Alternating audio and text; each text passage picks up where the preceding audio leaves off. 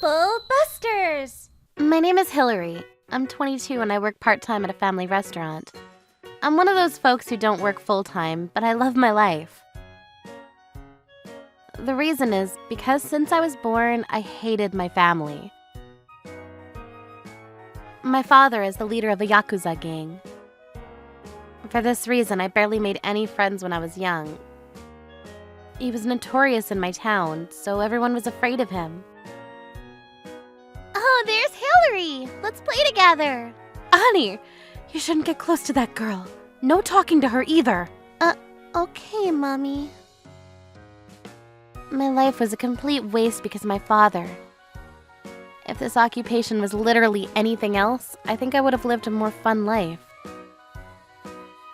My mother passed on when I was small. I don't have many memories of her. I just wanted to live a normal, happy life. I wanted to laugh with friends, cry, fight, all without being conscious of the public eye. That's why I moved to a city as a complete stranger as soon as I graduated high school. I started to live alone, and I started a job at a family restaurant. I made friends too, and I was having a good time. Now, 4 years after I moved away, I have some concerns. There's this frequent customer. His name is Luke, and he's the son of a politician on the city council. He always comes with a few of his pals, but they have terrible manners. And all things considered, I don't want to interact with them. Any bozo will listen to what I say if they just take the money. No kidding, too funny, bro. Funny, the other day Excuse me, gentlemen, are you ready to order? Damn, now you are a cutie pie. Thanks for coming, darling. Ugh. He says the same bullshit every time I take his order, and I freaking want him to stop. Does the bastard not notice I physiologically despise him? My stress meter skyrockets every time I have to take his order. Makes me wonder how a child can be raised to become a scumbag of these proportions. I'd like to see his parents' faces. I never want to interact with them, but if it's just for taking orders, I can stand it. Hey, yo. What's the matter, darling? Your face has gotten gray. Are you upset? Are you angry? Sir, you couldn't be more freaking wrong. I tried my hardest to take their orders, and I vented loads to my coworkers in the back. What is with that toad? Please, can somebody take my place? I can, I just don't want to. Oh, man. Oh, there. A few days came and went in this manner, but then the worst thing happened. I was on cashier duty that day. I had to do the job of getting Luke and his fellow tadpoles to pay. Sure enough, he started talking to me.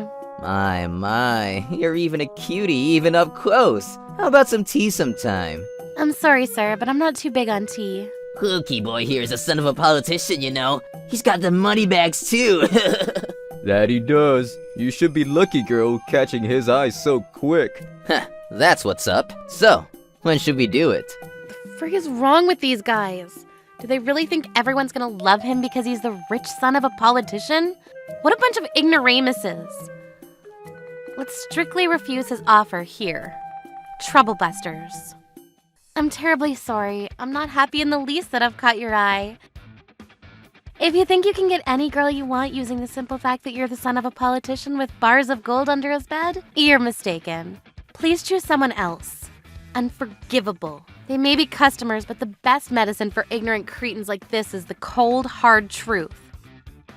As proof, Luke's face turned many shades redder. Who do you think you are? I'm the son of a politician. You think you can get away with this? Luke suddenly started to wreak havoc. The manager came out and promptly apologized. Miss Hillary, I must ask of you. That is the son of a politician, and if any problem were to incur involving him, it would become such a mess. I'm so sorry to have caused you trouble, manager, sir. However, I don't believe what I said to Mr. Luke was wrong in any way. This is a pickle. The manager told me he would think about what happened with Luke, and that I was done for the day and I should head home. As I was walking alone down the street that evening, a car came up behind me. I thought I'd gotten on the side of the road and avoided the car, but I fell out of consciousness as I was struck hard. When I came to, I was atop a hospital bed. According to the doctor, a coworker of mine discovered me lying on the road, and I was later transported by ambulance. So I was asleep for 3 days. I should probably call my boss. As I was thinking this, Luke came into the room. Well now, you sure have bad luck. You refuse my offer, this is what you get. What? What do you mean? That day, I saw you walking to what I assumed was home, and I wanted to pull up next to you. I thought I'd ask you again, but I got closer than I thought. Too close. If you hadn't refused my offer beforehand, none of this would have happened. What the hell?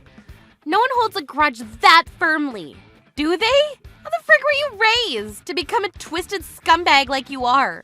I'm sorry, but I'm gonna sue you. You can't do that. Dad already took care of everything regarding this matter. What? No matter what you do, it's pointless. Even if there were witnesses, Dad can easily take care of that. I knew you were a freaking asshole. Now when will you stop with that attitude, dear? You better regret ever refusing my offer. Luke left the room, laughing in a deranged malice. I checked with my coworker who called the ambulance. She apparently witnessed Luke hitting me with his car. But even talking to the police was in vain. They just stared coldly and wouldn't hear any of it. The next day, a truly unexpected visitor came. My only childhood friend, Megan. Her father is part of my father's gang, pretty much his right-hand man.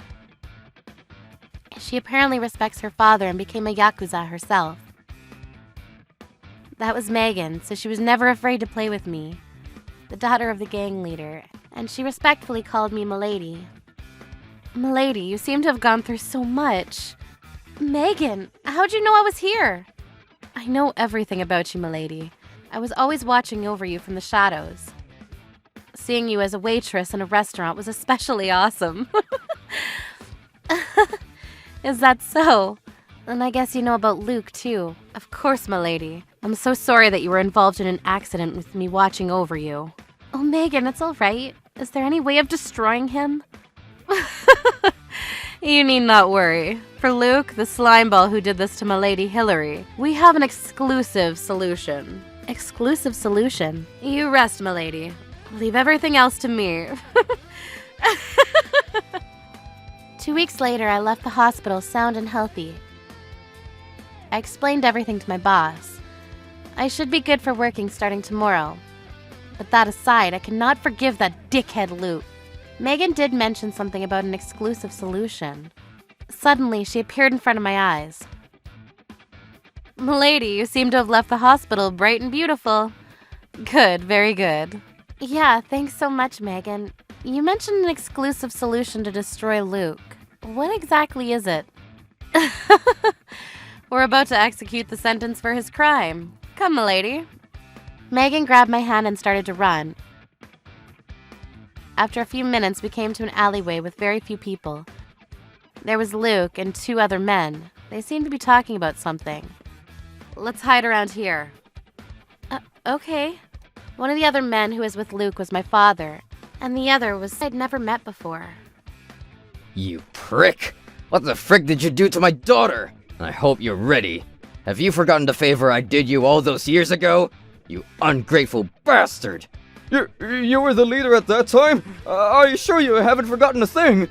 I'm so terribly sorry my idiot son here has done malice to your beloved daughter.